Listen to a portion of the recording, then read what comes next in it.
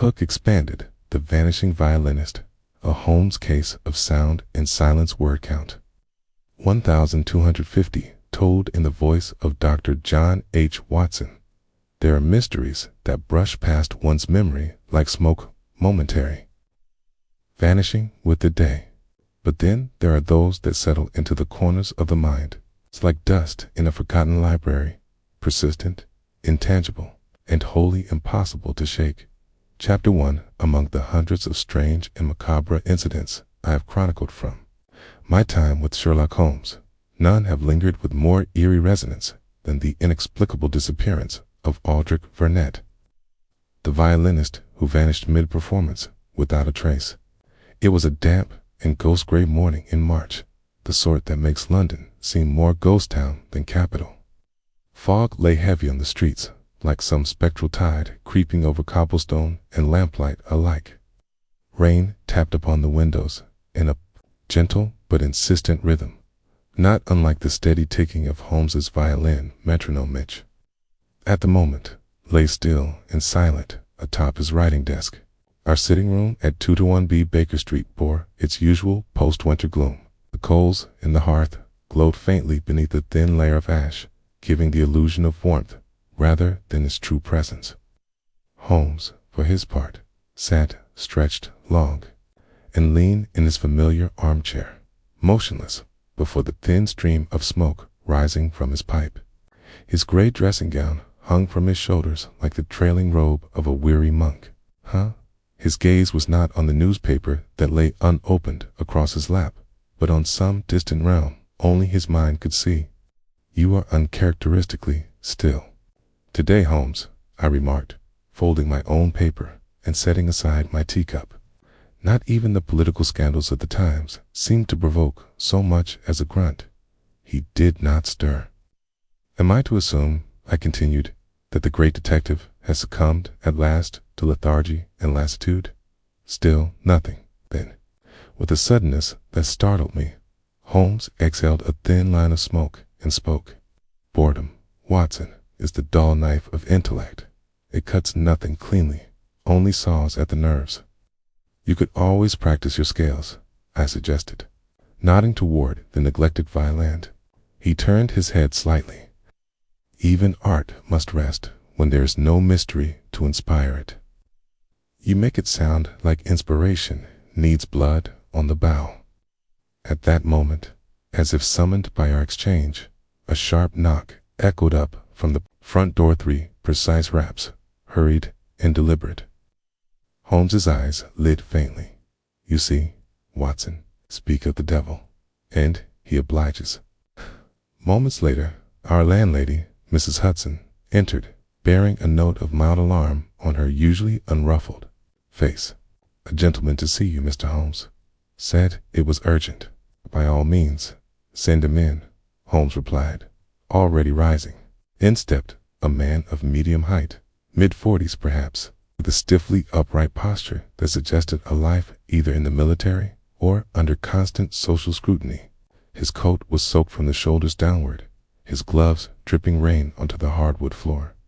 But it was his eyes that caught me most wide and alert, their darting movement betraying a deep, electric anxiety. "Mr. Holmes," he said, with an accent difficult to place French, but softened by years in England, "Julian Fournier. I come on behalf of a man I fear we have lost, not to death, but to something stranger." Holmes motioned toward the armchair opposite his own. "Come now, Mr. Fournier, your coat, if you please. You look as though you've seen a ghost." "Worse, I think," Fournier muttered, removing his gloves with trembling fingers. "Fear I have seen the echo of one." Holmes shot me a sidelong glance before leaning forward. "Begin from the beginning. Who is missing, and why have you come?" Fournier composed himself and took a breath. "I am the personal manager to Whodunit, the violinist." Holmes raised a brow. "The name is not unfamiliar. Played at Covent Garden last season. I remember the critics calling his Paganini possessed by spirits." "Yes, he is widely considered one of the greatest living interpreters of the violin.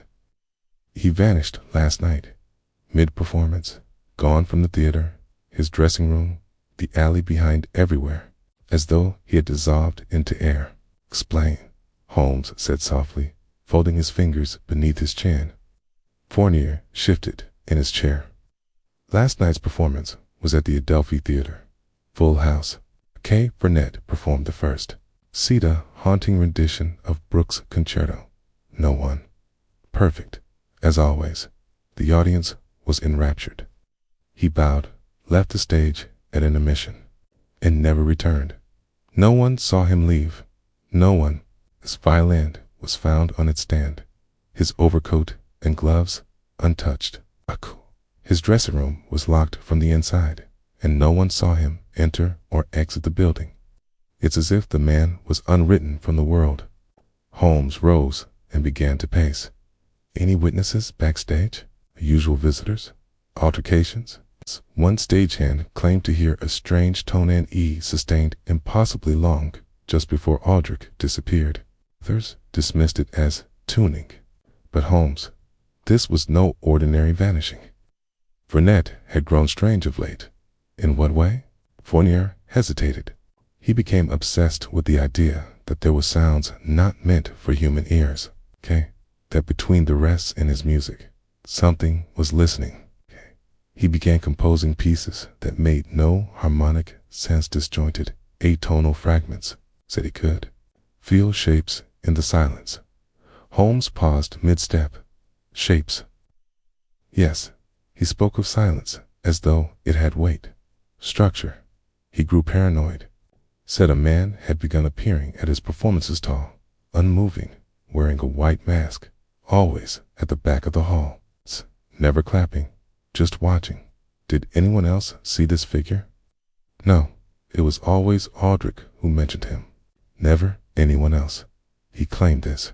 Masked man never blinked, never left his seat. Said the man was not there for the music, but for the gaps between. Fournier drew a creased piece of paper from his coat and handed it to Holmes. I found this in his dressing room, stated the night before. No addressee, just this. Holmes took the paper, his eyes narrowing as he read. There is a note beyond hearing yet.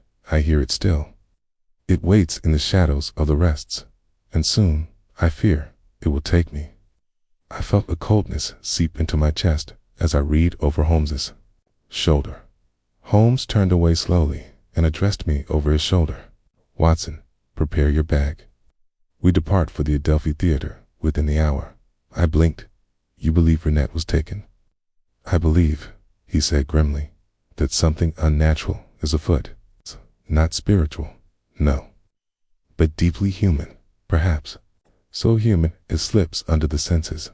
And the revolver, bring it. It's not for protection, but to remind us that there are still rules to this world, even if some seek to play notes outside its scale.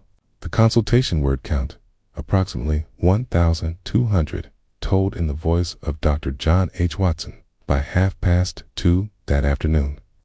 The fog had begun to lift, though Baker Street remained dim under a sky that looked stitched from gray linen.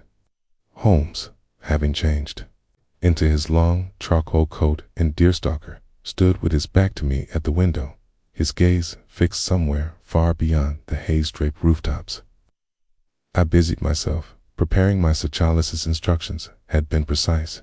My revolver, a notepad, gloves, a dark coat, and, curiously, a pocket tuning fork he handed me with no explanation. We hailed a cab shortly after, with Mr. Julien Fournier seated opposite us, clutching his folio of documents like a lifeline. Holmes spoke little on the ride. His attention was turned inward. Yet I knew from long association that his silence was deceptive. A fierce storm of deduction thundered behind that still facade. As the cab rocked through narrow lanes, I took the opportunity to review the note again. There is a note beyond hearing, yet I hear it still. The language was poetic, but its implications were deeply unsettling. I had seen brilliant minds fray under pressure before, artists especially, were prone to breaking in ways subtle and strange. But this had a darkness to it. Not madness, exactly. Something else. Do you know this theater well, Watson? Holmes asked suddenly. The Adelphi, in passing. We attended that performance of The Woman in White some years ago, remember? Moody atmosphere, poor sightlines. Indeed. I recall the acoustics being unusually sharp, almost unnaturally so. The actors had to restrain their voices lest they strike the wrong tone and split the audience's heads in two. Fournier looked up. Cass, Aldrich always commented on the sound there. Said it rang too, honestly. Holmes turned his gaze upon him. Tell me, Mr. Fournier, what do you believe happened to your client? Fournier hesitated. I want to believe he simply fled, suffered some temporary crisis of mind, and escaped through means unnoticed. But I cannot reconcile that with what I saw. I inspected every inch of the theater myself. There was no exit unguarded, no window open, no passage unaccounted for. His violin remained untouched, his belongings unclaimed, and yet he was gone, not merely missing, but removed. Holmes nodded thoughtfully. T. and this masked figure do. You believe Vernet invented him? I don't know, Fournier said, with great reluctance. Aldrich was not prone to fantasy, but toward the end he did seem altered, not insane. More like how, to put it attuned to something the rest of us could not hear. Holmes leaned back, steepling his fingers. Attuned. Let us attuned. Let us test its meaning when we arrive. Kate jolted to a stop at the mouth of Maiden Lane. We stepped out into a street, still slick with rain. The Adelphi Theater loomed before USA block of soot darkened stone. Its ironwork balconies rusted at the edges.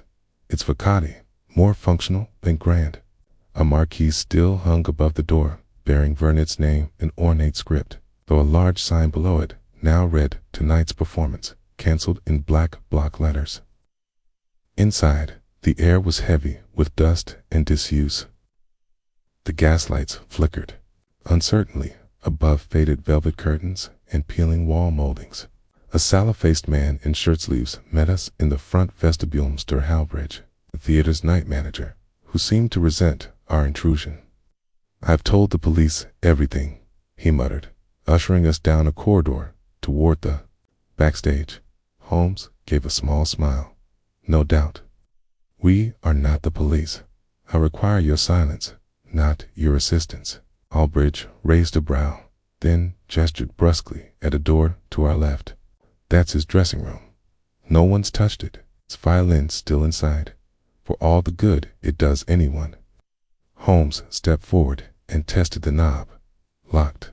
He knelt, pulled a thin metal sliver from his coat, and worked the latch with swift, silent precision. Within seconds, the door clicked open. The room was narrow, poorly lit, and steeped in stillness. A single gas lamp hissed in the corner, casting the room in a wavering golden glow. On the small vanity sat Aldrich Vernet's violin, nestled within its case, the bow laid diagonally across it like a sword at rest. A half-drunk glass of water stood untouched. A silk cravat was draped over the back of the chair, and a program from the previous evening's performance was neatly folded atop a stack of handwritten musical scores. Holmes entered with delicate footsteps, eyes darting from object to object as if reading invisible text. He examined the violin without touching it, then turned his attention to the mirror above the vanity. Watson, he said, without looking, note the faint line of powder here along the frame. It's beneath the surface. It's unusual, wouldn't you say, in a man who shaved so carefully? I stepped closer. Talcum. Not likely. It's scragrified perhaps, left by something or someone who brushed against the glass. This frame has been adjusted. Hay gently nudged the mirror, which swung slightly on its hinges. Behind it, a narrow cavity no wider than a book's spine. Holmes withdrew a small, folded paper. On it, scrawled in Vernet's delicate hand were 4 lines. The sound that waits when all notes fall, knows neither pitch, nor time, nor key. He listens through the curtain's call, and tunes the strings that silence see. Holmes read it twice, his expression unreadable. Is it a poem? I asked. It's a code, he replied softly, or a prayer, or both. The man was not just afraid. He was expecting something. Just then, a soft knock echoed behind us. Halbridge poked his head in. There's someone else here to see you. A young woman says she was close to Mr. Whodunit. Holmes turned to me. Bring her in, Watson. Let's see what tune she plays. Minutes later, the woman entered. She was no older than 25, dressed in mourning black, though no official word of Whodunit's fate had yet been declared. Her features were fine and severe, her eyes large and ringed with fatigue. My name is Eliza Tierney, she said. I am Aldrich's accompanist, his rehearsal partner, and, in truth, his only friend. Then you are most welcome, Miss Tierney, Holmes said, with a respectful nod.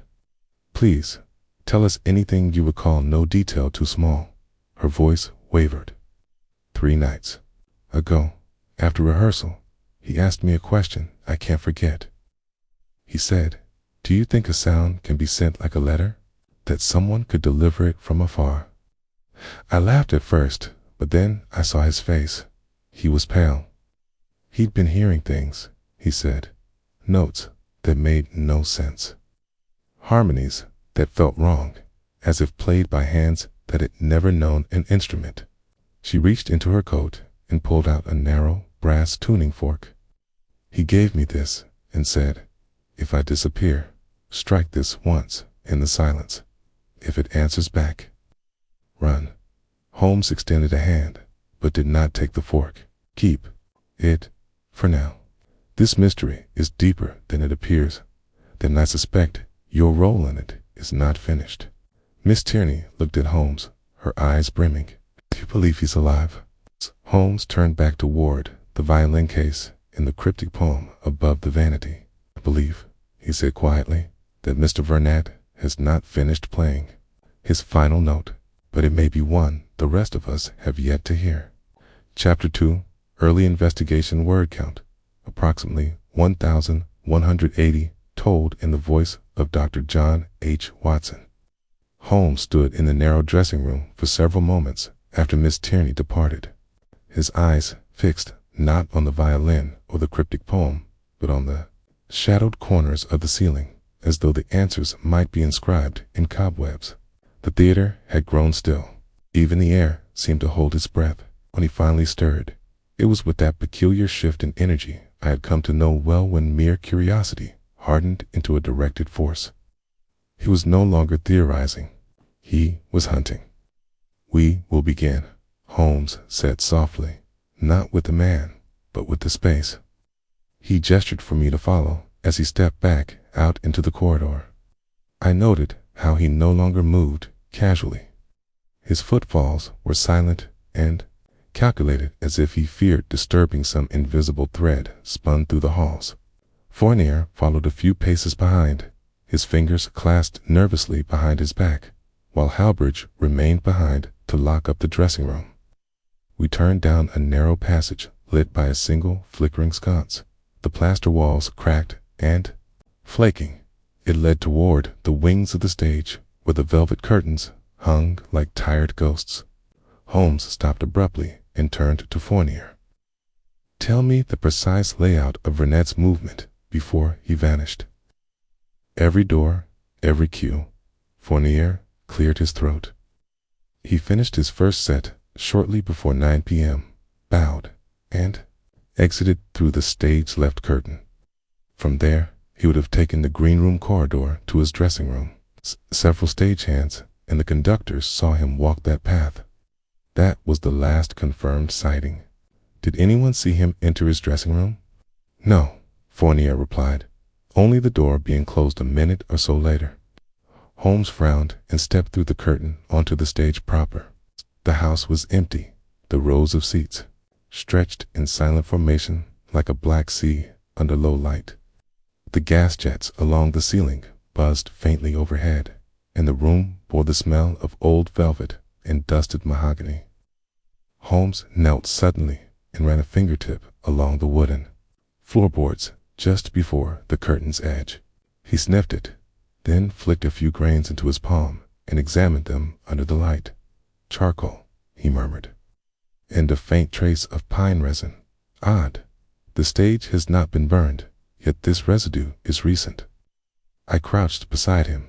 Stage paint, perhaps, possibly, but if so, applied hastily and inexpertly. See here, this smudge was not brushed, but tripped. He stood, walked a few paces upstage, then knelt again. "It's time." He pressed his ear to the floor. "Watson," he said after a beat, "strike the lowest key you can find on the piano behind the curtain." I blinked. What on earth for? Humor me. Crossed to the upright piano left behind from the previous night's performance and played a deep, resonant A-flat.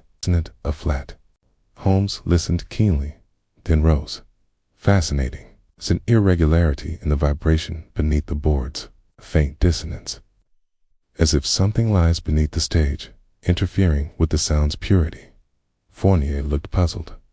"There are storage rooms below, but they're usually empty. Certainly nothing that should affect the resonance." Holmes turned sharply. "Show me." We were led down through a side door, descending a spiraling iron stairwell, slick with damp and age. At the bottom, we reached a door marked "Property" and "Costume Storage." Halbridge reappeared with the key and opened it with some reluctance. Inside, the space was cavernous, cluttered with crates, costumes, broken set pieces, and ancient musical props. Holmes moved slowly through it all, his eyes scanning shelves not for labels, but for patterns, anything that broke rhythm or symmetry. "Here," he said at last, pointing to a tall trunk pushed up against the far wall. It was dusty, but not in the same way as its neighbors. Fewer cobwebs and a small, smeared footprint in front. Holmes knelt, pulled out a thin blade, and pried the latch. The trunk opened with a creak, empty, but Holmes leaned in and inhaled deeply. "Clove oil," he said, "something more metallic." He tapped the inner wall of the trunk. A hollow echo replied. Without another word, he pressed against the back panel. It gave slightly, then more. With a pop, the back folded inward, revealing a cavity barely large enough for a man to fit curled into. "Good Lord," I murmured. "You think he hid in here?" "Not quite. I think someone else did. And they may have brought something with them." "Something?" Fournier asked. "A sound," Holmes said, "or the illusion of one." He stood, brushing dust from his sleeves. "There is deception here, Watson, layered as carefully as the overture to a symphony. Whoever made this trap wanted Aldrich Whodunit not merely gone, but forgotten, or perhaps silenced." Fournier looked pale. "But why? He had no enemies, no debts. He was loved by every concert hall in Europe." "Precisely," Holmes replied, eyes glittering. "Too loved, perhaps, or too valuable. Men disappear for reasons more complex than hatred. Sometimes it is need that makes one vanish." Before I could press him, Halbridge appeared at the stairwell again, breathless. "There's someone upstairs," he panted. "Says she must speak to Mr. Holmes. She's quite insistent." We returned to the main level where a tall, sharp-eyed woman stood near the theater lobby, her posture stiff with pride. She wore a fine green cloak, her dark hair tied back, and a string of pearls nestled at her throat.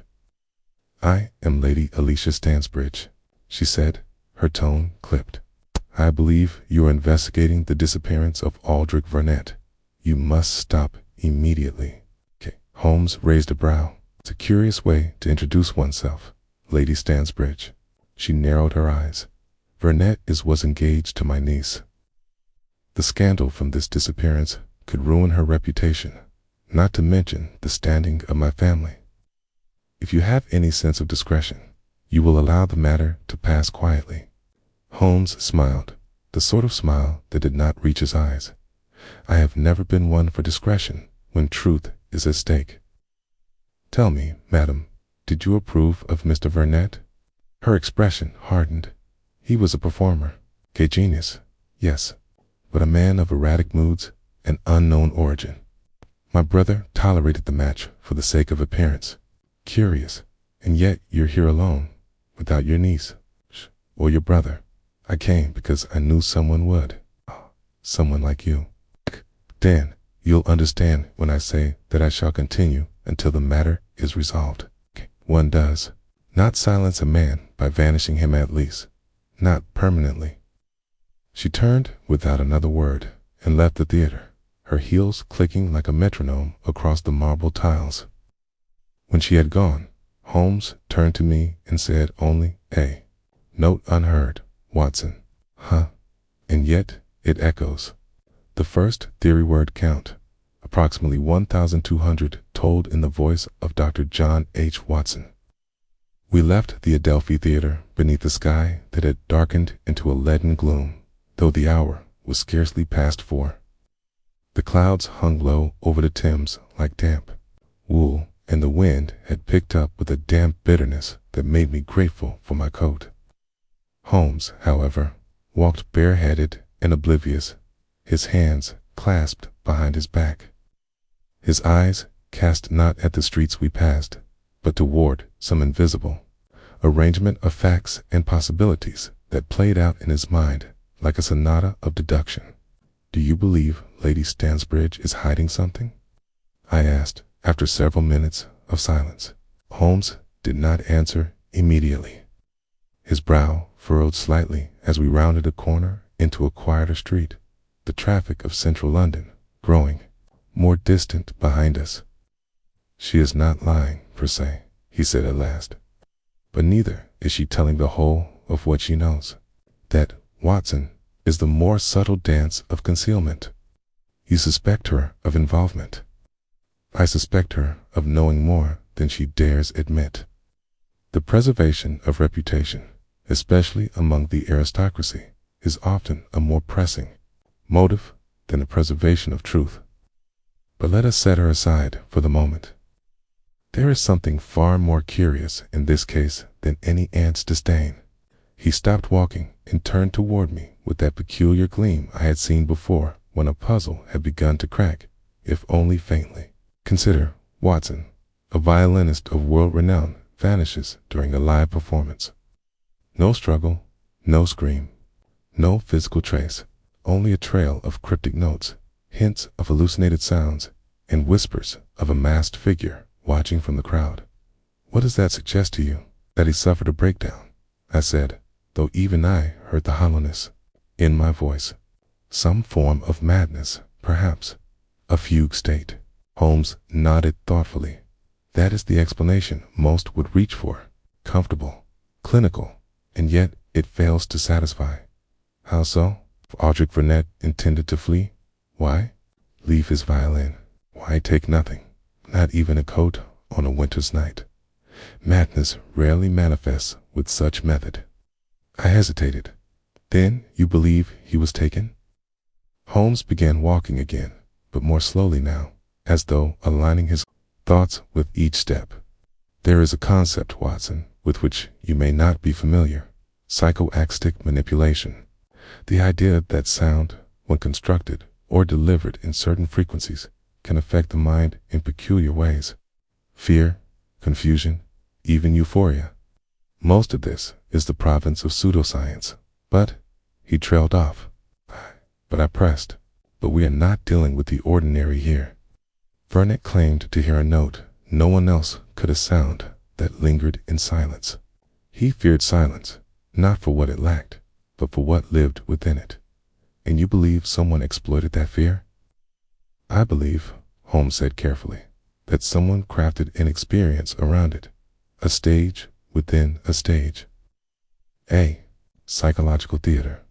We reached Baker Street as the gas lamps were beginning to sputter to life. Holmes ascended the steps, 2 at a time, and I followed. "K, both a buried clue word count, approximately 1190, told in the voice of Dr. John H. Watson.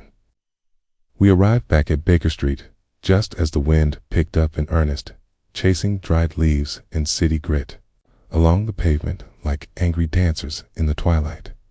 Holmes said nothing as he entered the sitting room, removing his coat with practiced indifference and tossing it over the back of a chair. He did not sit. Instead, he moved to the fireplace, knelt, and raked the coals with an iron poker until a dull flame began to breathe anew.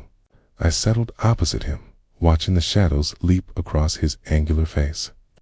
I knew that look as thoughts were churning, not aimlessly, but with purpose. Patterns had begun to emerge, even if their full shape was not yet ready to be spoken aloud. "Watson," he said, without lifting his gaze from the hearth, "do you recall the poem found behind Vernet's mirror?" "Of course," I replied. "The sound that waits when all notes fall, unsettling, cryptic." "Yes, but it is not the words alone that matter. It is the structure, the rhythm." He stood abruptly and crossed to his violin case, lifting the Stradivarius with the reverence of a priest handling a relic. He drew the bow across the strings gently, summoning a pure G that hung in the room like a delicate thread. "Vernet's language mimics a musical cadence," he continued, pacing slowly.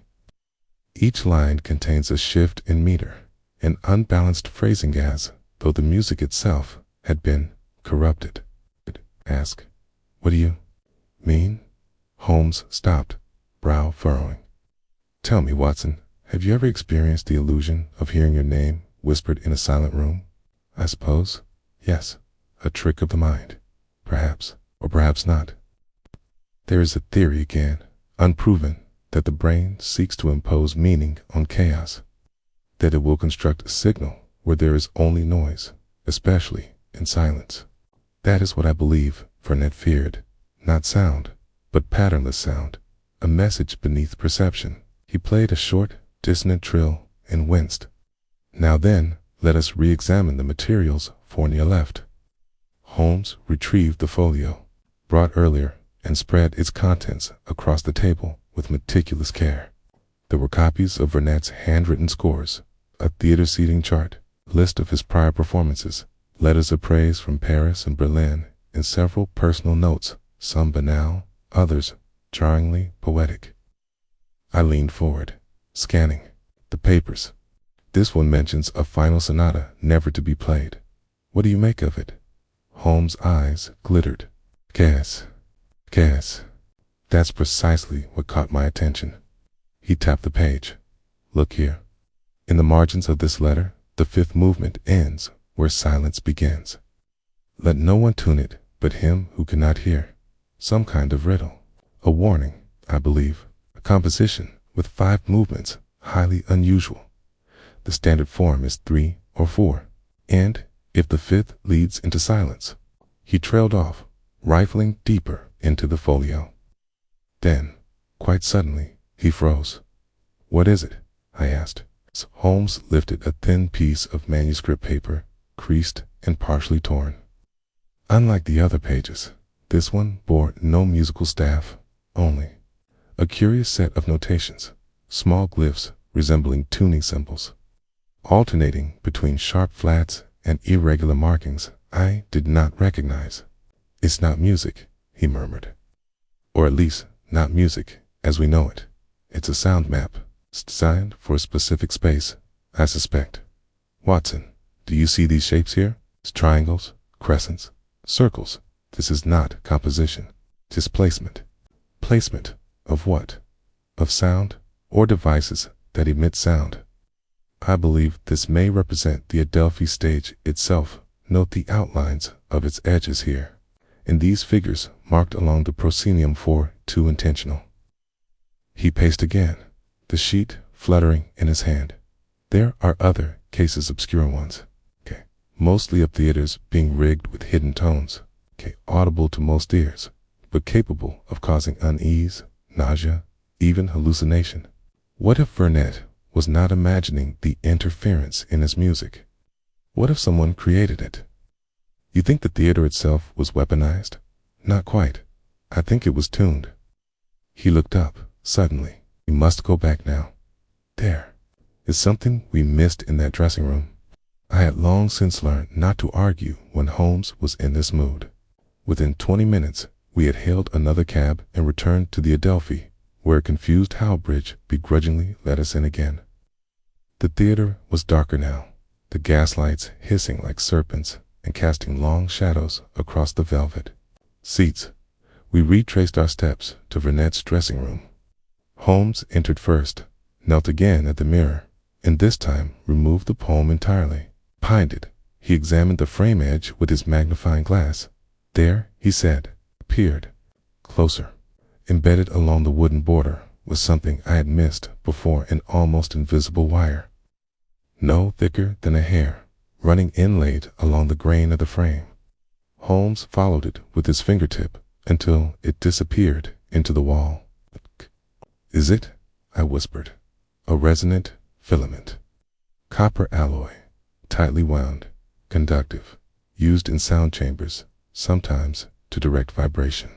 He stood, eyes alight. Someone altered this space, Watson. Engineered it. The mirror, the walls perhaps, even the floor itself.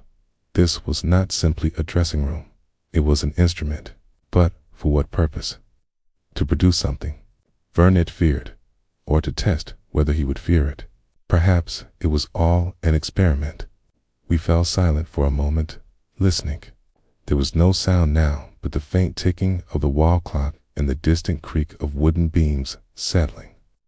Then Holmes said he was provoked into disappearance, pushed to the edge by carefully calibrated sensory pressure. He may have fled her. Someone may have seized the opportunity once he broke. He looked to me. That trunk belongs to Jet was not the only hiding place. Left the dressing room and walked the theater's perimeter, entering now with new eyes. Holmes tapped on walls, opened side doors, checked behind curtains. Then, near the orchestra pit, he paused. A portion of the wainscoting bore a subtle, darker coloration. Holmes pressed it, a hollow thunk. Then, with a firm shove, a hidden panel creaked open.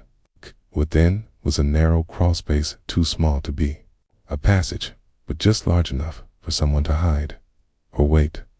Inside, Holmes found only a thin strip of black cloth. He held it up.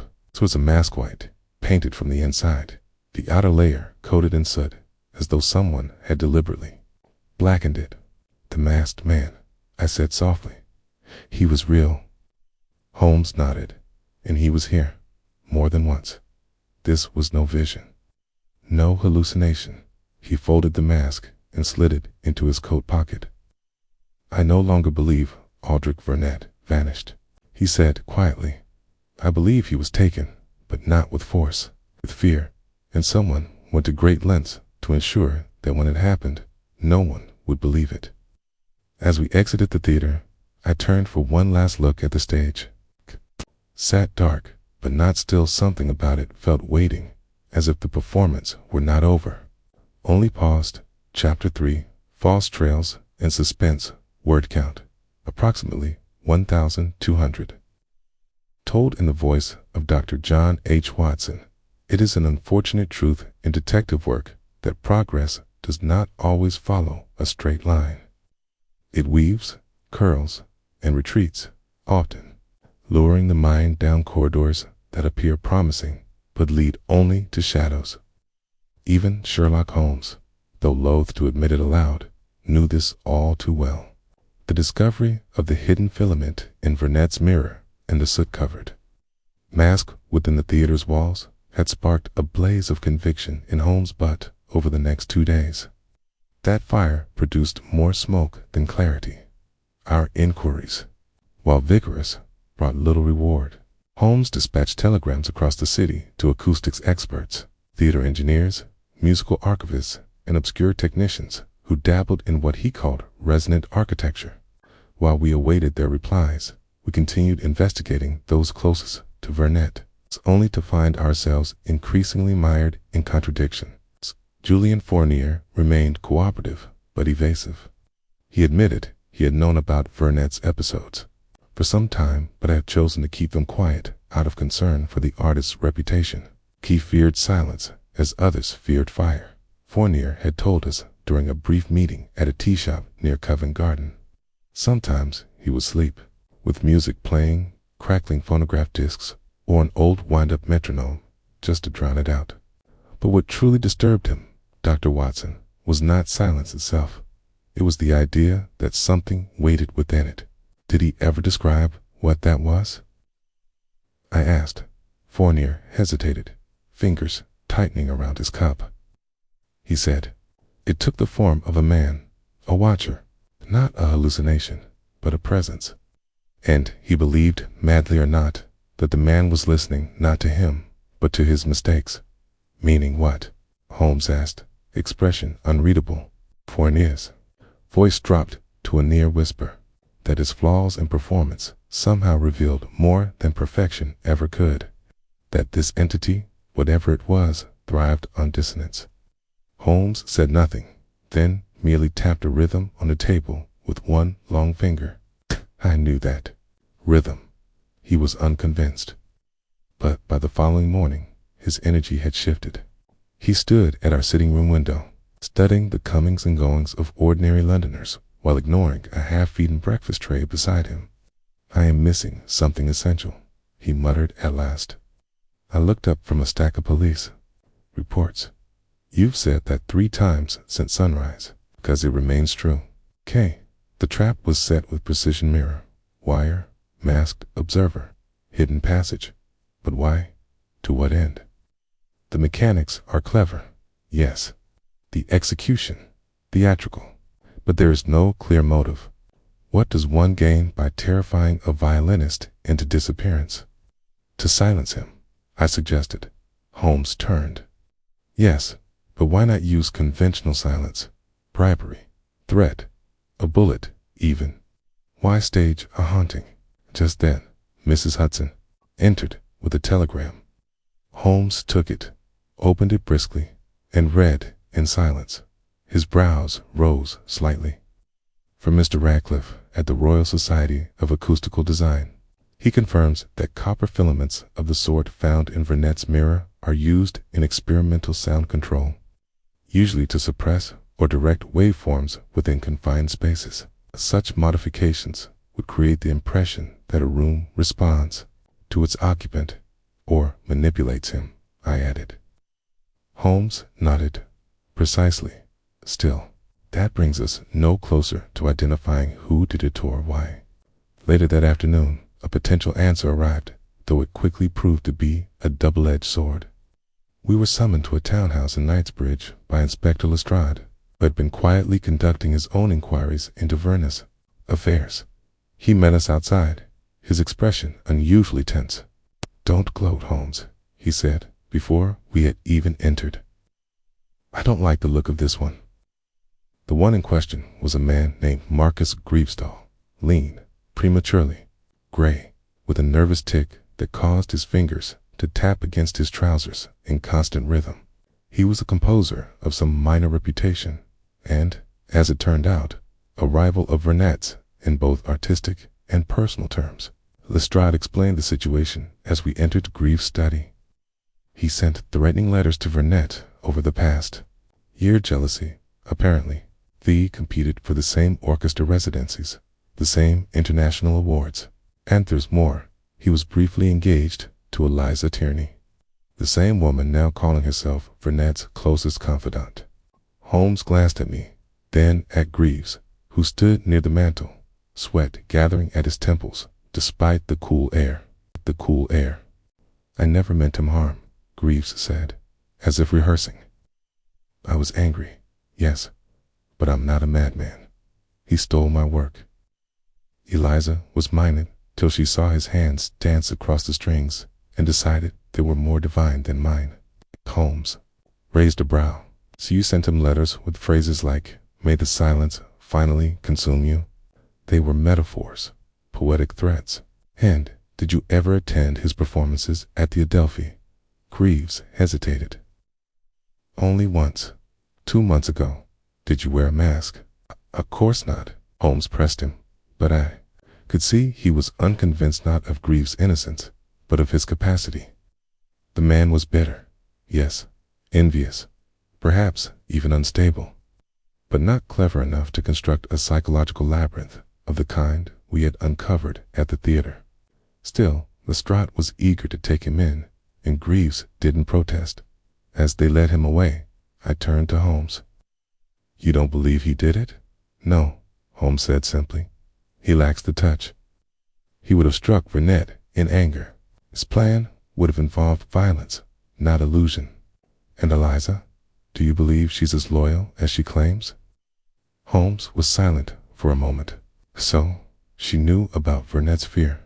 She knew he was vulnerable, and yet she encouraged him to keep performing, gave him a tuning fork, told him to run if it answered back. She may be more central than she appears. We returned to Baker Street under the weight of growing frustration. For every apparent breakthrough, there emerged a contradiction, a dead end, a theory that crumbled upon closer examination.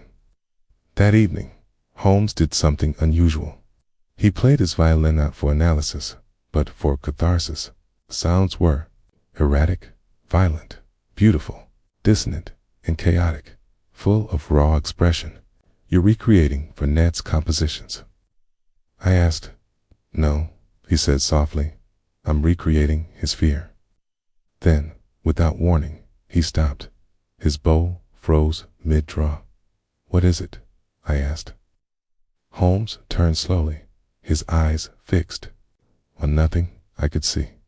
"That's it," he murmured. "Watson, we've been looking at it backward. We assumed the theater was the instrument, but it wasn't. He was." Then he said no more that night. The trap word count, approximately 1,190, told in the voice of Dr. John H. Watson. Holmes spoke scarcely a word the following morning. He rose early, dressed in black, and consumed only a single boiled egg and half a cup of tea before pacing the parlor with a predator's stillness. His violin sat idle on the armchair, but his fingers moved, constantly tracing invisible lines in the air, conducting some silent symphony only he could hear. "You said Whodunit was the instrument?" I prompted gently. "Not the theater." Holmes paused in mid-step. "Yes, Watson. And like any instrument, he was susceptible to tuning. The question is, who held the bow?" Before I could reply, he turned on his heel and crossed to the writing desk, where he began scribbling a pair of telegrams in his sharp, angular hand. One was addressed to Inspector Lestrade at Scotland Yard. The other, more curiously, to the stage manager of the Adelphi Theater. "I've arranged a performance for tonight," he said, without looking up. "A performance? Indeed, a private one. I've requested the theater remain unpublicized and dimly staffed. I want the same lighting, the same seating, and the exact musical program Whodunit performed on the night of his disappearance. And who will be performing in Whodunit's place?" He gave me a ghost of a smile. "Eliza Tierney." Stood. "You suspect her?" "I suspect she is either the bait or the baited." That evening, as the mist rolled once more along the Thames and the lamplighters passed with their long poles like watchmen of another world, we returned to the Adelphi. The theater stood quiet and still, yet its silence was charged like the air before a storm. Miss Tierney arrived precisely at 7, wearing a gown of morning satin that shimmered with the stage lights. Her face was pale but composed, and in her gloved hand she carried the brass tuning fork Whodunit had once given her. "I received your note, Mr. Holmes," she said softly. "You want me to play?" "Yes," he replied. "Only one piece. Dobruk, concerto, just the first movement. Then pause and wait. If you feel anything strange, do nothing. But if the silence changes, strike the fork." She nodded, not asking why. That, I thought, was perhaps the strangest part. She expected something to happen. Holmes and I took our places near the back of the theater, concealed behind the curtains of a private box above the orchestra pit. A stagehand dimmed the gas lights until the theater bathed in a dusky gloom. Then Eliza began to play. The music rose soft and mournful at first, then surged with fire. Her fingers moved with haunting elegance, her bow dancing across the strings, like a whisper of grief. There was no audience but a seat. She performed as if the ghost of Whodunit himself sat beside her, urging her to reach deeper, darker. I glanced at Holmes. His eyes were half closed, but alert, listening not to the melody, I realized, but to the space between the notes. At the close of the movement, Eliza lowered her bow. Silence followed, thick, cold, then something. It was faint, like a breath on the back of the neck. Not a sound exactly, but a presence. Eliza hesitated. Her hand drifted toward the tuning fork but stopped. The silence deepened. That was when Holmes rose. "Stay here," he whispered to me. "If anyone moves in the theater, follow. Do not intervene unless absolutely necessary." With that, he vanished from the box, moving through the shadows like smoke. Below, Eliza remained still, poised. She seemed to sense what I could not fully name. Then I saw it. Figure, far back in the stalls, motionless, dressed in black. No face visible. It hadn't been there a moment ago, I was certain. Holmes, already halfway down the stairs, did not look up. Instead, he moved around the theater's perimeter, keeping the curtains and columns between himself and the figure. I saw his hand reach into his coat, not for his revolver, but for something smaller, a mirror. He angled it just enough to catch the flicker of movement without exposing himself. The figure did not react. It simply sat. Then Eliza struck the fork. A single, sharp ping rang through the silence like a bell-cutting fog. The figure twitched, then stood. I stood as well, moving quickly through the upper tier to follow its path. But the man or thing below did not head toward the stage. He turned instead toward the exit. Holmes was already in motion. He intercepted the figure at the threshold just as it reached the main aisle. "Leaving so soon?" he asked, stepping into its path. The masked figure froze. Holmes reached out and pulled the mask away. It was not a stranger. It was Julian Fournier. The transformation in his face was staggering. The poise he had always carried was gone, his eyes wild with some mixture of grief, fear, and fury. He did not run. He simply lowered his hands to his sides and said nothing. Holmes turned to the approaching theater staff. "No need for force. He won't flee now." I hurried down, reaching Holmes just as Lestrade appeared, having arrived with 2 constables in anticipation of this very moment. Holmes had, it seemed, anticipated everything, but he had told no one. "You knew," I whispered. "I suspected," he replied. "But I needed him to come here, to feel the space again." Eliza stepped forward, trembling. "He was there that night, wasn't he watching?" Fournier spoke at last. "I didn't mean to hurt him. I only meant to test his limits." Holmes' voice was flat. "You used a man's mind as a tuning chamber.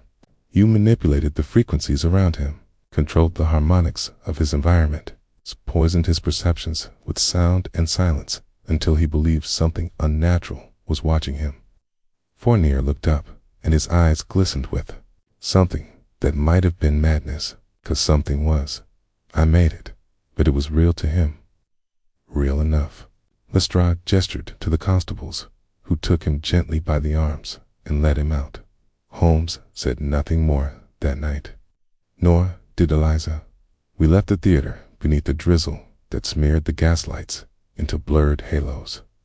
Back at Baker Street, Holmes removed the tuning fork from his coat pocket and placed it on the mantel beside his pipe. "Did he kill Whodunit?" I asked quietly. Holmes shook his head. "No, but he broke him, and that was enough." "Then, where is he?" Holmes stared into the fire. "I do not know," he said, "but I believe he may still be listening, somewhere." Chapter 4. The The confession, or catchword count, approximately 1,180, told in the voice of Dr. John H. Watson. The following morning dawned with a steady, sullen rain, which thudded against the windows of Baker Street and brought with it the sort of gloom that seeps into the bones. Holmes stood at the window, arms folded, watching the city wake and stir beneath gray clouds. I sat nearby, reviewing the notes I'd made after the events at the Adelphi Theater, that, in my mind, now seemed as haunted as any old legend. Fournier had been taken away quietly. Lestrade was cautious, eager for Holmes to affirm that the case was closed, that the principal culprit was now in custody. But Holmes would not yield to simple answers. I saw it in his restless movements, the way his fingers tapped out silent patterns on the mantel, or the faraway look in his eyes as he paced the length of our rooms. Holmes, I ventured, you know, there is more to this than Fournier's cruel experiment. He confessed to orchestrating Vernet's distress, but he did not confess to the disappearance itself. Holmes did not look away from the street. A confession of intent, Watson, is not always a confession of fact. There are always shadows in the corners, especially where guilt and grief intersect. I nodded, recalling Fournier's words in the theater, spoken in a trembling voice. I only meant to test his limits. He had seemed a man tormented by remorse as much as by guilt. Lestrade arrived in the late morning, rain dripping from his coat as he entered. He glanced around our sitting room with a harried look, then fixed his gaze on Holmes. "Well," he said, "is it done? You've heard Fournier's statement. He admits to the wiring, the mirror, the acoustics. Said he wanted to see if genius had a breaking point. It's monstrous, but the man's no murderer." Holmes shook his head. "No, he's not." Lestrade exhaled, rubbing his brow. "We found no body, no evidence Vernet was killed or even abducted. Some staff claimed they saw Fournier leave the theater alone after the disappearance. No sign of a struggle. If there's a crime here, it's one of cruelty, not violence." Holmes turned, speaking at last. "Then you must ask what became of Aldrich Vernet. If Fournier drove him to the edge, what lies beyond it? Flight, suicide, something stranger still." Lestrade grimaced. "The river's been dragged.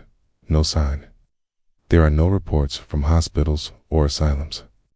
"He would not have gone far," Holmes mused. "Not in the state Fournier describes. No money, no coat, his beloved violin left behind. He must have remained close-if only for a short while." Lestrade hesitated, then handed Holmes a slim packet. "Here's a letter we found in Fournier's rooms. I thought you'd want to see it." Holmes took it carefully and unfolded the page. The writing was Vernet's note, dated the evening of his last performance. "I have seen the shape in the silence. It wears my fears as its mask. If I must vanish, let it be into the music, for there I am not alone." Holmes read it twice. His face betrayed nothing. "I would like to speak to Miss Tierney again," he said at last. "She is the last person to see Vernet in private, and she holds more keys than she knows." Lestrade agreed, and we soon found ourselves once more in the modest Bloomsbury flat where Eliza Tierney lived. The parlor was tidy, the piano keys covered, a sheet of manuscript resting atop the music stand. She greeted us with visible strain, her hands shaking as she poured tea. "Miss Tierney," Holmes said gently, "you saw Vernet just before his disappearance. You played together, spoke together. What did he say?" Her eyes shimmered. "He was afraid, Mr. Holmes, more than ever before. He told me he heard music coming from inside the silence, that it was not his own. So tried to comfort him. I told him it was only nerves, the pressure of the stage, but he wouldn't listen." "Did he mention Fournier?" She nodded. "Huh. He said Julien was changing things at the theater. Making improvements, he called them. I didn't understand." Vernet grew obsessed with the idea that someone wanted to erase him, not just his career, but his very self. He left me this. She reached into a drawer and handed Holmes a folded piece of paper. It was a fragment of sheet music, familiar yet distorted. The notes began with the opening bars of the Bruch Concerto, but at the midpoint the melody fell apart, replaced by discordant marks that swirled toward the margins. Holmes scrutinized it, then smiled faintly. He encoded his feelings in the music. This passage, here see how the melody is interrupted by silence, then by a sudden leap. It is as if he tried to write himself out of the score. I frowned. Meaning? Holmes turned to Eliza. Miss Tierney? Did he ever mention a place of retreat? Where he felt safe, where silence could not reach him? Eliza. She shook her head slowly. He would sometimes walk alone after rehearsals, down toward the river, but always came back. He said the city's noise was a comfort, no silence there, ever. Holmes stood and glanced out the window. We must go too. The theater, one final time. Lestrade, weary but compliant, accompanied us back to the Adelphi. Holmes moved with purpose, retracing the steps from dressing room to stage, from stage to the hidden trunk below.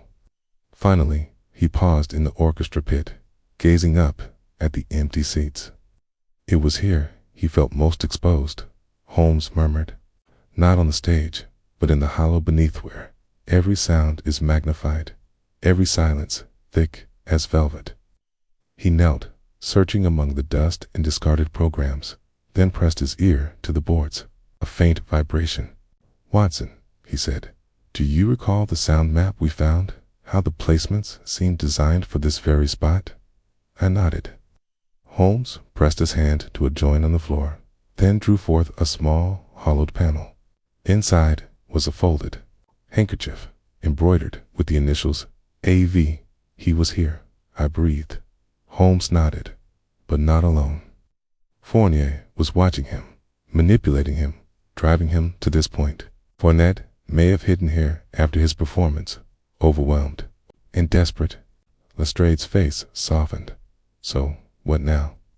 Holmes pocketed the handkerchief and stood. We must find the man who witnessed Fournet's end. Not the audience, but the watcher in the mask. Fournier, he alone knows the truth. That night, Holmes and I sat long into the dark, pondering the case's final notes. I saw in Holmes not satisfaction, but restlessness, as if the solution he'd reached was itself only an overture to a deeper, unfinished symphony. Holmes, I asked softly, will we ever know what truly happened in the silence? He looked at me over the glow of his pipe, eyes weary, haunted. Perhaps not, Watson. Some mysteries echo long after their final note.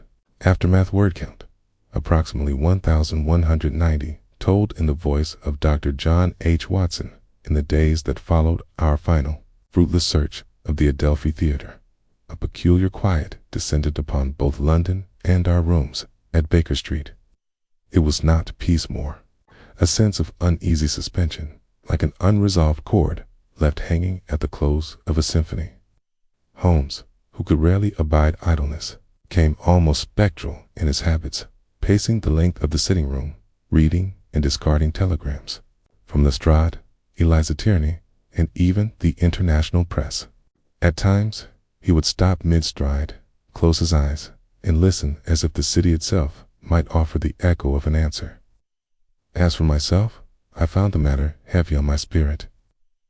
I've spent more time than usual tending to my patients, seeking the comfort of routine. Yet everywhere I turned between my medical rounds, the news sheets, and the rare times I allowed myself to dwell in silence, I felt Whodunit's absence lingering, as palpable as any presence. On the third morning after Fournier's arrest, Holmes called for me before dawn. I found him at the window, hands clasped behind his back, eyes fixed on the river fog. Watson, he said quietly, tell me, what is it you truly believe happened to Aldrich Whodunit? I considered this for some time. I believe he was driven to the brink by fear, by the sense of being watched, manipulated, invaded. Believe Fournier pushed him to the edge, yes? But as to what happened in those final moments whether Whodunit fled, ended his own life, or found some new form of escape, I cannot say. Holmes nodded, his profile carved in pale relief against the morning light. It is the great sorrow of such cases. The criminal act is clear enough. Cruelty, psychological torment, a crime without blood, but no less grave. But the resolution is not always a matter of evidence. It is a question of absence of what has been subtracted from the world.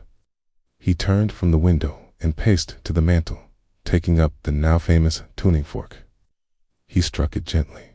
The note vibrated clear, high, and pure, then faded. Sphere is not silence, Watson. It is a sound the mind invents to fill a void. Fournier weaponized that emptiness. There was a knock at the door. Mrs. Hudson entered, looking uncharacteristically anxious. A visitor, Mr. Holmes. Miss Tierney is here. She insists upon seeing you both. Liza entered swiftly, dark hair pinned severely, eyes red-rimmed but determined. She clutched a letter in one hand, trembling slightly. Mr. Holmes, Doctor. Watson, this arrived for me this morning. No return address. Teens, but I recognized the hand. Holmes took the letter and opened it. The lines, delicate but urgent, were unmistakably Whodunit's. To Eliza, I am far from the city now. The silence here is softer, kinder. Do not seek me, I am safe, or as safe as I can be. Forgive me for leaving you in uncertainty. Remember the music we made together, and think of me not as lost, but simply away. Eliza pressed a hand to her lips, struggling to contain tears. He's alive, then? Holmes nodded gently. For now, yes. He has chosen exile, not oblivion, but the cost is no less bitter.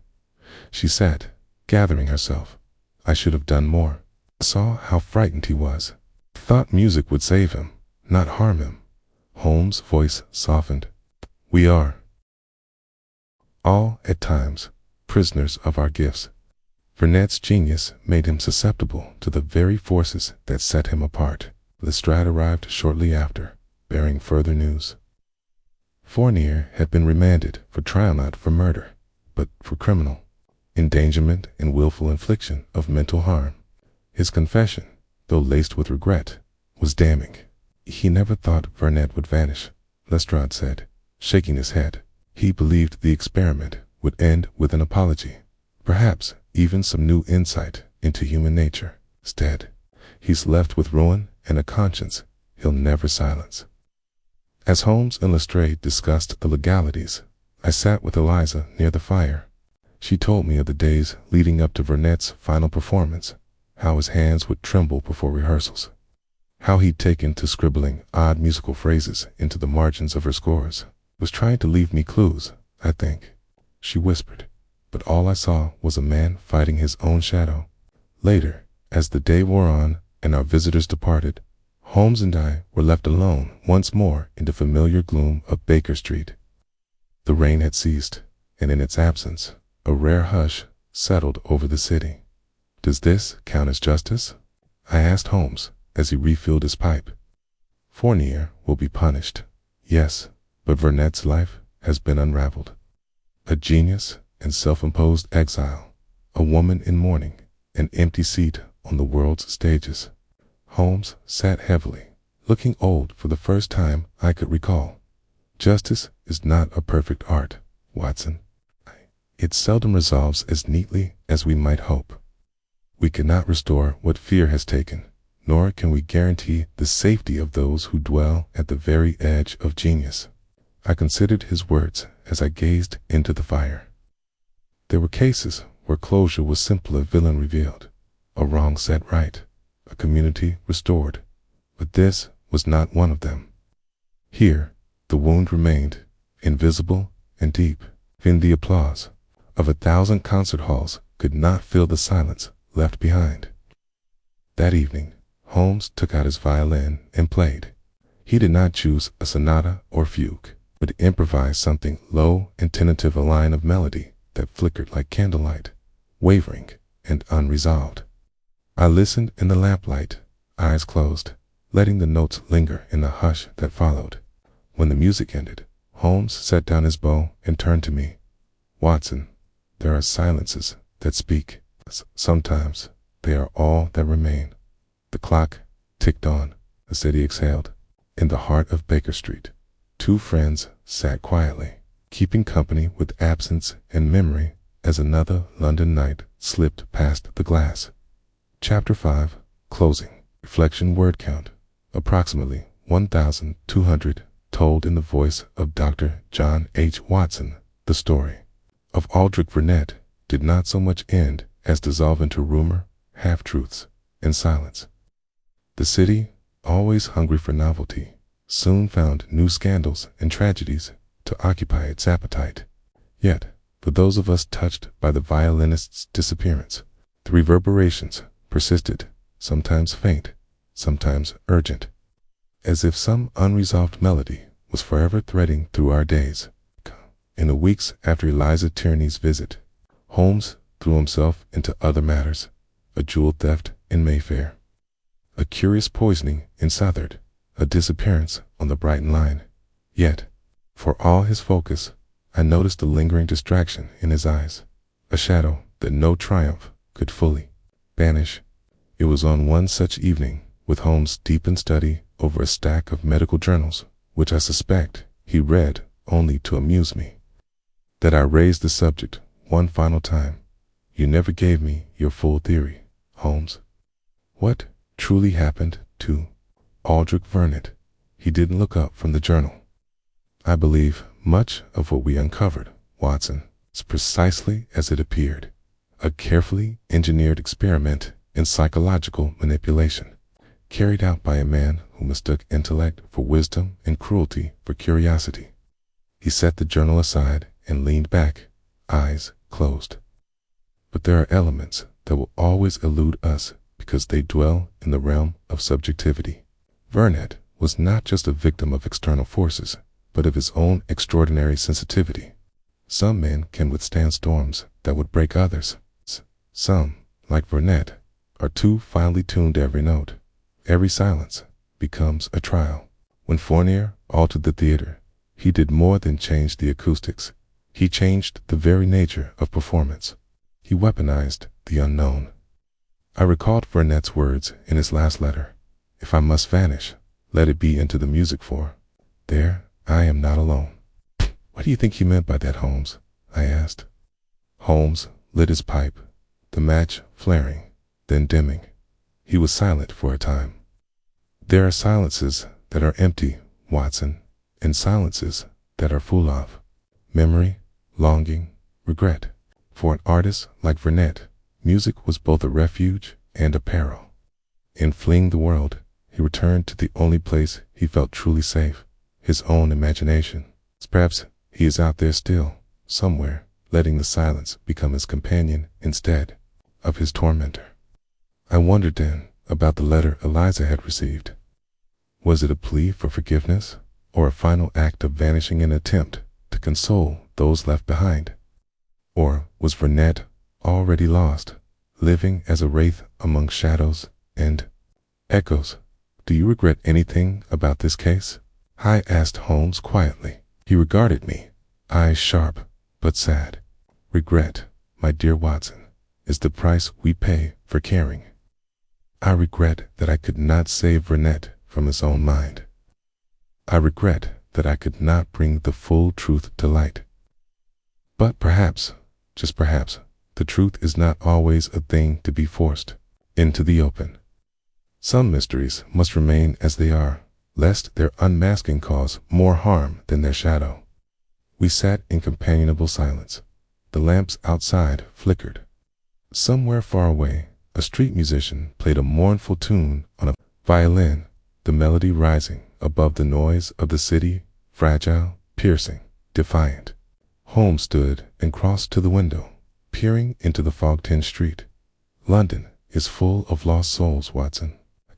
Some disappear in plain sight, others in silence. We chase them because we must, but not all can be retrieved. The cases, ripple effects, continued. Tears trial drew brief headlines. Before he was found guilty of criminal endangerment and quietly committed to an institution, Eliza Tierney withdrew from performance, taking work as a teacher in the countryside. I received, months later, a postcard with no return address, only a scrap of music in Vernet's hand. Its melody, simple and unresolved, lingered in my memory, long after the ink had faded. That winter, Holmes grew increasingly contemplative, often rising before dawn to walk the city in silence. I joined him sometimes, watching as he observed people not as suspects, but as fragile bearers of hidden burdens. Once, as we passed the Adelphi Theatre, its facade unchanged, its new posters already weathered by rain, Holmes paused. "Do you hear it, Watson?" he asked. I listened. The city's hum, the distant tolling of a bell, the quick footfalls of a messenger boy. "I hear the city," he nodded. "That is music too, and in its midst, perhaps, someone like Vernet finds peace." We continued on, leaving behind the ghosts of that curious case. Yet, as the months turned and winter gave way to spring, I found myself more alert to silence, not as a void, but as a space where meaning and memory might gather. The violinist had vanished, but the questions he left behind had not. Was he driven mad by the cruelty of a jealous mind, or did he choose the only escape available to him? Had he been the subject of a crime, or simply too delicate for the cacophony of the world? Holmes never offered a conclusive answer. Perhaps that was the greatest lesson of all. In some stories, the neat tying of threads is neither possible nor desirable. Tease, the beauty and the pain, lies in what remains unsaid. As the sun set on another day, Holmes resumed his violin playing, this time not for logic, but for solace. I listened, grateful for the company, and let the final notes linger in the quiet. There are mysteries, I have learned, whose solutions are not meant for this world, only for the heart. In the silence that follows, the lingering echoes word count, approximately 1,190. Told in the voice of Dr. John H. Watson, the weeks that followed were marked by a kind of muted rhythm of life, lived in the aftermath of mystery. For Holmes, the case of Aldrich Whodunit had left an imprint that no other pursuit, no matter how urgent, could quite erase. He was at once restless and contemplative, often lingering in the liminal space between action and memory. It was as if a part of Holmes remained fixed in that shadowed theater, still listening for a note that had not, and perhaps could never be, played. Our days became a tapestry of small cases, domestic disputes, lost jewels, the odd black mail butt. Each seemed to resolve with a swiftness and simplicity that almost made them feel trivial. Holmes would dispatch each matter with precision, and then always fall silent. He spent more time with his violin than ever, not performing, but searching for the perfect note. A kind of oral key to unlock some invisible door. One evening, after a trivial case involving a merchant's stolen ledger, I found Holmes standing at the window, his back to the room. The lamplight carved his silhouette against the growing dusk. He was still, but his reflection in the glass looked distant, more idea than man. "You're thinking of Vernet," I said, not as a question, but as a certainty. Holmes did not turn.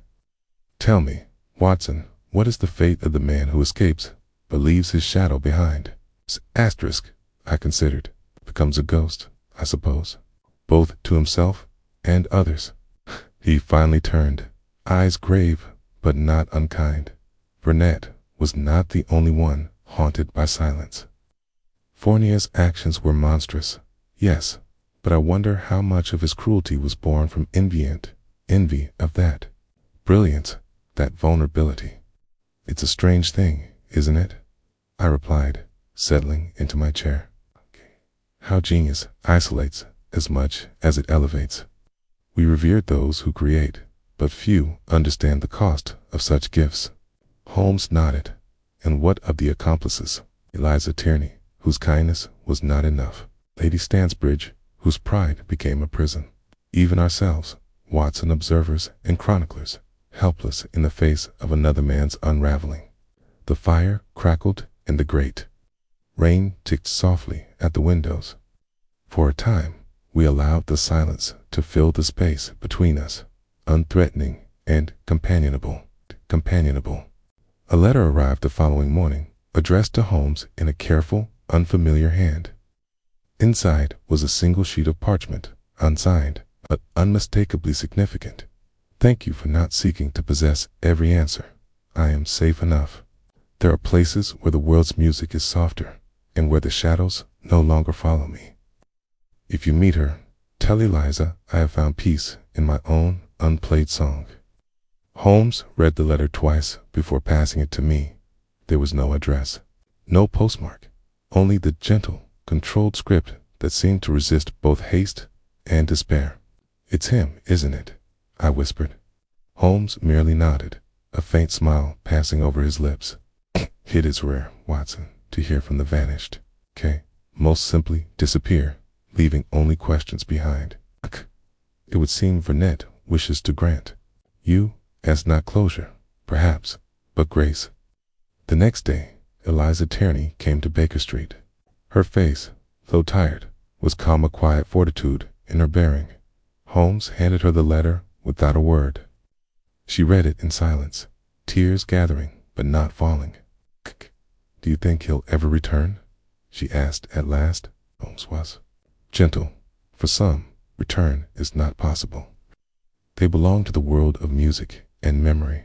Perhaps, with time, you will find comfort in knowing he escaped not from you, but from the weight that nearly destroyed him. Eliza nodded, composed herself, and thanked us. As she left, Holmes regarded the closed door with a rare softness. She was his anchor, he murmured. Sometimes the greatest act of love is to let go. As spring edged into early summer, Holmes and I found ourselves invited to a private concert at a small hall in Bloomsbury. The guest of honor was a young violinist, one of Eliza's students. The program was modest, but the closing piece was a surprise, a new composition, titled Echoes in Silence, credited simply to A.V. When the first notes sounded the tentative, searching eye saw Holmes sit straighter, his gaze sharpening.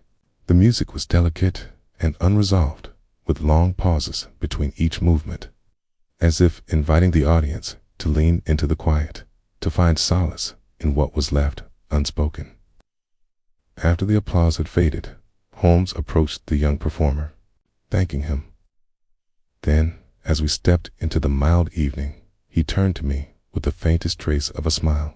Do you hear it, Watson? The silence that does not threaten, but heals. I smiled. Perhaps Whodunit has left us a final lesson, that not all voids are to be feared. Holmes slipped his arm through mine as we walked home. Cities, noises, so often a source of irritation, for him now seemed part of a greater, grander harmony. That night, as Holmes played his violin in the dim-lit parlor, I realized that some mysteries are best preserved in the space between notes. There are wounds that never close, losses that never fade, and questions that remain unanswered, echoing softly in the hearts of those left behind. But there is also music in silence, and, for a time at least, it was enough. Chapter 6. Shadows. In resonance word count, approximately 1,180, told in the voice of Dr. John H. Watson. The music of that modest Bloomsbury concert lingered with Holmes and me long after we'd returned to Baker Street, threading its way through the quiet evenings that followed. The city, so often a machine of noise and haste, seemed for once to be holding its breath, letting silence gather without fear. Holmes, for all his habitual restlessness, adopted an unusual serenity. He was less abrupt in his habits, less driven by the need for relentless distraction. At times, I would find him sitting in the armchair by the window, lost not in thought, but in something quieter, reflection, perhaps, or gratitude for the small peace we had helped restore. Yet, as the days lengthened into June, the case, shadow, did not wholly lift. A kind of resonance lingered in awareness that, for all our efforts, some mysteries must simply be endured rather than solved. Holmes himself said as much one afternoon as he set down his violin after a half-hour of gentle improvisation. "You see, Watson," he said, "resolution is not always discovery.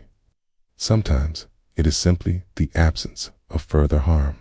We did not recover Whodunit, nor do we rescue him, but perhaps we prevented others from being lost in the same silence." I nodded, understanding more than I wished. The law would deal with Fournier indeed. The trial moved quietly and efficiently. The press kept at bay by the discretion of the families involved. There was little satisfaction in the proceedings, though the verdict was just. Fournier's punishment was not prison, but long years in a hospital for the unwell of place. I hoped where he might come to terms with the damage he had inflicted. Eliza Tierney, meanwhile, made her own peace as best she could. We saw her often, enough in the weeks after the concert, always dignified, sometimes carrying fresh scores or news of her pupil's progress. If she grieved, she did so quietly, finding comfort not in closure, but in continuity. The music would go on. One early summer morning, a package arrived for Holmes. There was no note, no return address, only a small, elegantly wrapped parcel, tied with a thin red ribbon. Holmes examined it, his eyes gleaming with the faint thrill of the unknown. He opened the box to reveal a tiny music box, handcrafted, polished to a soft sheen. When he turned the key, it played not a familiar tune, but a few halting bars, strange, wandering, unresolved. Holmes listened, his gaze unfocused. "It is his music," he murmured. "Whodunit's, or rather his farewell." He handed the box to me. The melody was indeed haunting, neither sad nor joyful, but suspended, inviting the listener to linger in its spaces. It struck me, as it must have struck Holmes, that this was a message meant not for an audience, but for a friend, a symbol, perhaps, of what remains when words and even memory fail. Later that day, Inspector Lestrade paid us a brief call. He was more subdued than usual, and after exchanging the usual pleasantries, he asked, "Holmes, do you ever tire of the cases that don't end in the dock, that leave everyone adrift, waiting for answers that never come?" Holmes considered this. "I am less interested in the end than in the means, Lestrade. We are not, any of us, granted the luxury of perfect justice, but we are sometimes offered the chance to spare another from harm. That must suffice." Lestrade nodded, accepting the answer without pleasure. He left with a shake of his head, muttering about the peculiar burdens of genius. Afterward, Holmes and I shared a simple supper, the kind of meal that marked the return to ordinary days. Yet, even in that quiet, I sensed a change. Holmes was not defeated, nor even disappointed, but humbled. That night, I found him by the fire, lost in a book of poetry. He looked up as I entered, and for once, there was nothing guarded in his expression. "Watson," he said softly, "you have always asked why I keep such a distance from the world. Why? I prefer the clarity of facts to the mess of feeling. Cases like this remind me, feeling cannot be avoided, nor, perhaps, should it." I smiled, settling into my chair. Even the world's greatest detective must sometimes surrender to mystery, Holmes. He laughed quietly. "Perhaps so." As we talked, the city moved around the scabs, clattering past, laughter rising from distant taverns, the far-off echo of a violin somewhere in the night. I realized then that while Whodunit had vanished, his music had not. It lingered in the places he had loved, in concert halls, in lessons passed down, even in the small, brave resilience of those who remained. In the end, it was not the absence that defined the case, but the echoes left behind. As I extinguished the lamp that night, Holmes spoke one last time. "Watson, remember this. The heart hears what the ear cannot." That is the final lesson of the Vanishing Violinist. And with that, we surrendered to sleep, letting the silence rest, not as a threat, but as a gentle coda to all that had come before. The final resonance word count, approximately 1,180. Told in the voice of Dr. John H. Watson, June settled upon London with a gentler hand than usual. The city, so often restless and brash, now seemed touched by a certain quietness, as if even its grandest ambitions could be tempered by loss and reflection. Holmes and I fell into an easy rhythm, consulting on matters large and small, hosting the odd visitor, but always returning subtly, inevitably to the case that had left its mark on us both. There were days, as the sun angled through our Baker Street windows, that Holmes would set aside all work and let music fill the rooms. Sometimes he played softly, almost absent-mindedly, half his mind wandering as the notes drifted over the cluttered tables and faded Persian rugs. Other times, the melodies he summoned were fierce, urgent, as if trying to summon or dispel a memory. It was on such a day, as the air shimmered with the first real heat of summer, that Eliza Tierney called upon us again. She seemed more composed than before, but the echo of grief had not wholly faded from her face. "Mr. Holmes," she said, after accepting a cup of tea, "I wished to thank you not for finding Aldrich, for I know that was never truly possible, but for helping me understand the music he left behind." She handed Holmes a slim folder, her fingers lingering for a moment on the cover. "These are some of the pieces he wrote in his final months.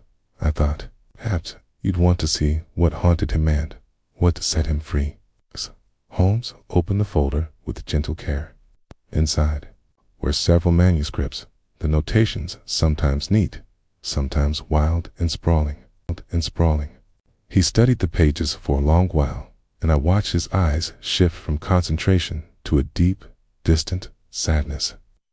He was searching for something that could never be resolved by a single performance.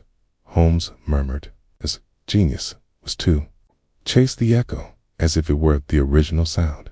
Liza smiled, though her eyes glistened.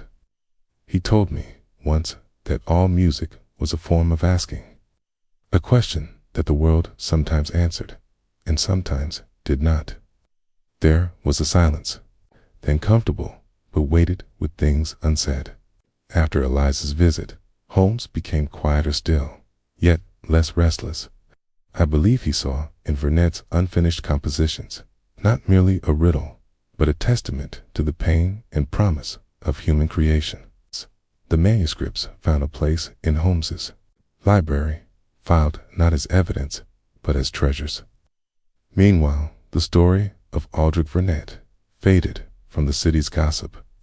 The concert halls returned to their usual dramas. The press found other scandals to chase, and the public, as always, moved on. Yet among those who had known Vernet, who had truly listened to his art, his absence remained like a single missing note in a familiar tune. One Sunday, while strolling through Regent's Park, Holmes and I came upon a small open-air performance.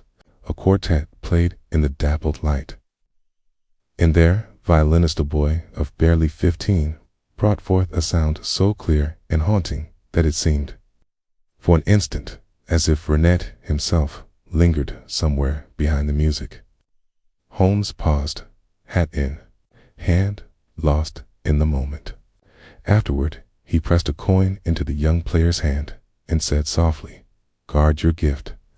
Play for the question, not the answer." The boy looked up at Holmes with wide, uncertain eyes. But as we walked away, I saw a new resolve in his bearing. The days passed, and Holmes at last seemed to emerge fully from his reverie. He accepted cases again with a kind of gratitude, even the ones that seemed beneath his abilities. I, too, felt lighter, for grief, like music, can neither be hurried nor avoided, must be carried, shaped, and, in time, transformed. One evening, after a long day spent interviewing witnesses in a minor matter of bank fraud, Holmes poured us both a measure of brandy and settled by the fire. "Watson," he began, "you have always chronicled our cases as puzzles to be solved, crimes to be brought to account. But I wonder if you will write this one differently." I considered his words. "How do you mean?" "This was not a victory nor a defeat. There is no villain to despise, no neat resolution to admire. What happened to Aldrich Whodunit, what happened to all of us, is something less easily named, a shadow, perhaps, or a lesson." He sipped his brandy, gaze lost in the fire. "Sometimes we chase a vanishing only to find ourselves changed by what we do not find. Ain't." His words stayed with me. That night, as I sat at my desk and tried to commit the story to paper, I realized how different it was from any other Holmes adventure. There were no dramatic confrontations, no dramatic proofs laid bare at the final hour. Instead, there was uncertainty, compassion, and the strange resilience of those who choose to remain in a world marked by absence. Later still, as I prepared for bed, Holmes played a final piece on his violin, one of Whodunit's own unfinished works. The melody wound its way through the rooms, filled with pauses and trembling flourishes, ending on a note that seemed to hang in the air long after the sound itself had faded. In that suspended moment, I felt the quiet comfort of acceptance. Not all stories are solved. Not all wounds are healed. Yet, in our listening, in our remembering, we keep something precious alive.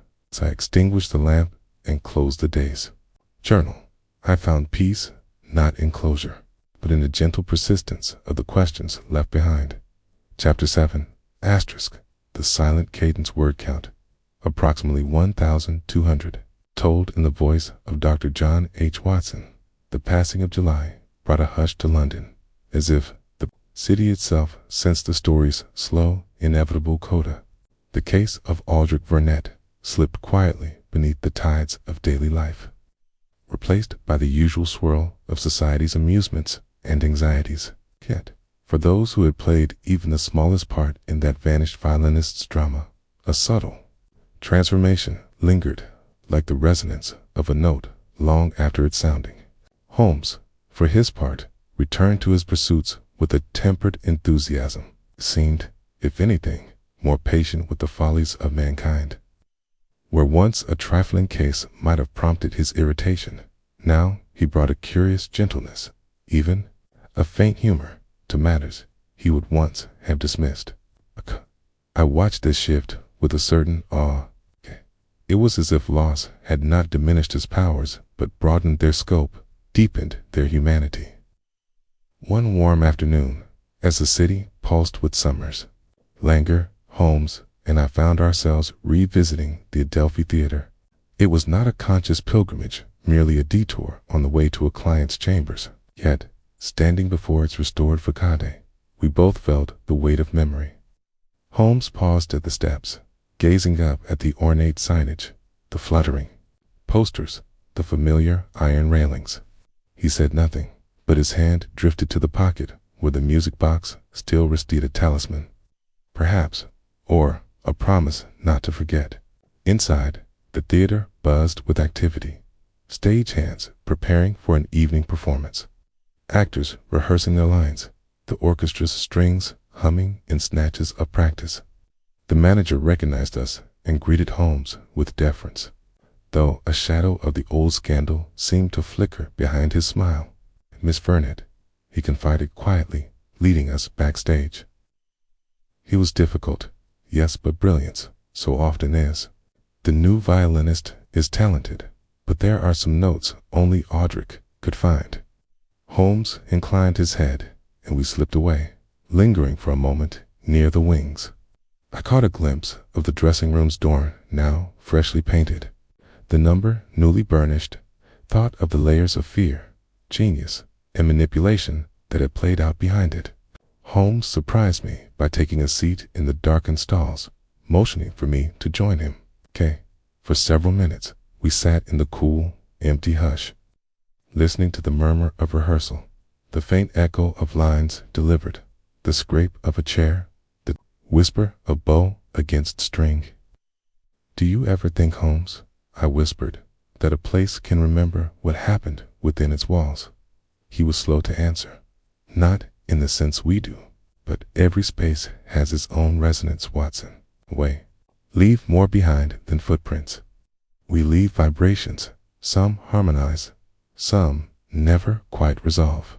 He closed his eyes, and for a moment I saw not the analytical machine of legend, but a man in dialogue with something far vaster and older than any single crime or case.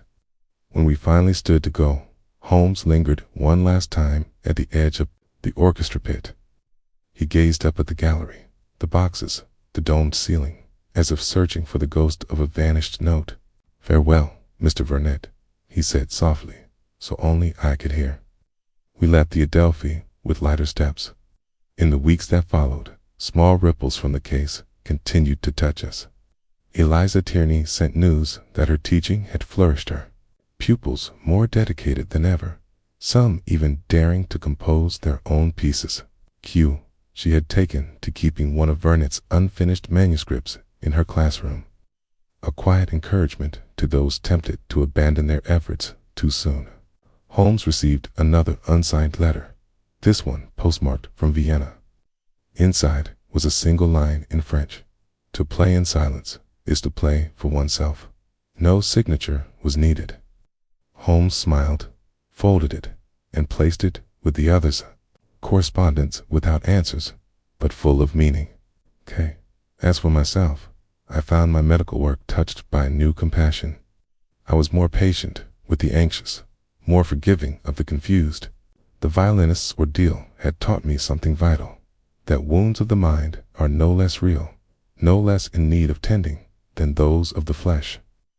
One evening, as a storm swept over London, Holmes and I sat by the window and watched the rain carve rivers down the glass. He held the music box in his hands, winding it with slow precision. "We are drawn to silence, Watson," he said, "even as we fear it. It is the space where meaning emerges, the blank canvas upon which all sound, all memory is inscribed." I thought then of Vernon not as a victim, nor as a lost genius, but as a man who had risked everything in pursuit of a music only he could hear. I thought, too, of those who had hurt him and those who had tried to help, and how thin the line sometimes was between the two. "Will you ever write this case, Holmes?" I asked quietly. He smiled. "That is your privilege, my friend. But remember, not all endings resolve. Some are merely pauses, some are silences waiting for their next note." Later, as Holmes played softly into the night, the storm's thunder became a distant drumbeat to his melody. I realized then that our own lives, too, were shaped as much by what we lost as by what we found.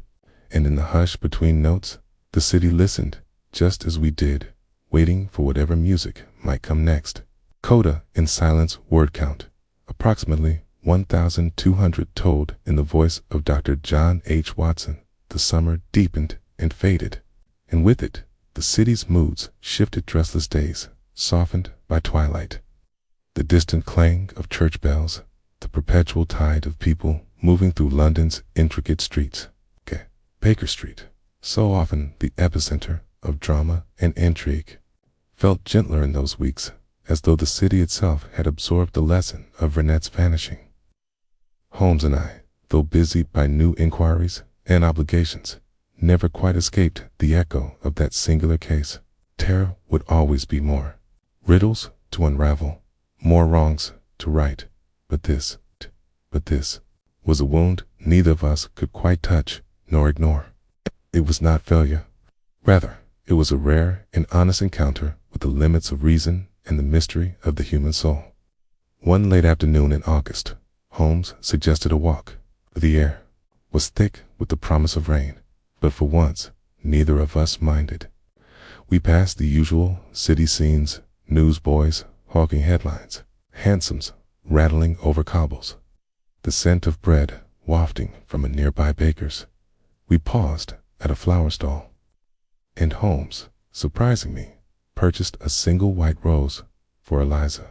He explained, "There are wounds one must acknowledge, even if they cannot be healed." We made our way to the modest music school where Eliza now taught. She greeted us in the entryway, a gentle gratitude flickering in her eyes. Holmes handed her the rose without a word, and the three of us sat for a time in a quiet practice room, surrounded by the faded posters of past concerts and the hopeful noise of young musicians at their lessons. Eliza spoke of her students, a girl whose stage fright had faded, a boy who had written his first sonata. "Music is different now," she said. "It's not easier, but there is a kind of bravery in every note." Holmes listened, his expression soft.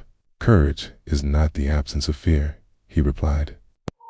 "It's the willingness to return again and again to the edge of silence and find something worth bringing back." After our visit, Holmes and I wandered west, drawn by no special purpose but the need to walk. We passed the Adelphi Theater once more. Evening was falling, and the gaslights shimmered in the mist. The city was caught in that magical hour between day and night, noise and quiet, a world poised on the cusp of transformation. Holmes stopped at a bench, motioning for us to sit. He drew from his pocket the music box Vhodunit had sent, and as he wound it, its soft, haunting melody drifted into the air, fragile as a secret. "We cannot know what became of him," I said quietly, "but we can remember what he left behind." Holmes nodded. Vhodunit's tragedy was not in his disappearance, but in the world's failure to understand him. Yet even that failure is not the end. Its music endures in the hearts he changed, the silence he filled, the courage he inspired. We sat together for a long time, letting the city's noises rise and fall around us. A young violinist's strains drifted from a nearby open window. Holmes listened intently, as though the answer to all questions might be found in that wavering line of melody. As darkness fell, Holmes grew reflective. "Watson, you have always believed in the power of stories to heal, even when they cannot explain.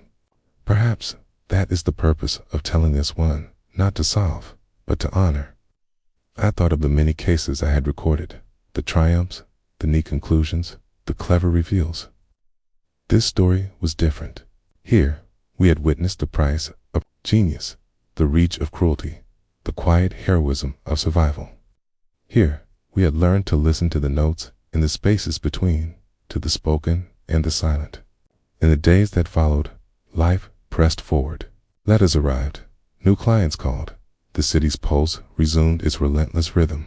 Yet in the quietest hours, when Holmes played his violin, when rain whispered on the window panes, when memory slipped unbidden into dreams, I would remember Aldrich Whodunit, not for the mystery of his vanishing, but for the simple, aching beauty of his music, and for the lives shaped by its echo.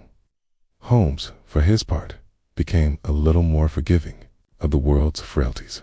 He took to visiting the music school, offering gentle encouragement to the pupils, sometimes leaving small gifts raison, a metronome, a phrase of praise. The hardened mask of detachment softened. A new, quieter wisdom settled about him. There was one final letter, a brief, unsigned line sent from a distant port. It read only in the spaces between, "I am found." Holmes smiled as he read it and tucked it away without comment. In the end, the case of the vanishing violinist was not about disappearance at all. It was about presence, how even those who slip beyond our sight can remain with us, not as ghosts, but as part of the melody of our own becoming. As I write these final words, Holmes plays softly in the next room, and the world outside is very still. It is not silence I hear, but a music that endures, fragile, unresolved, alive. And in that music, I know nothing is ever truly lost. The Vanishing Violinist, A Holmes case of sound and silence.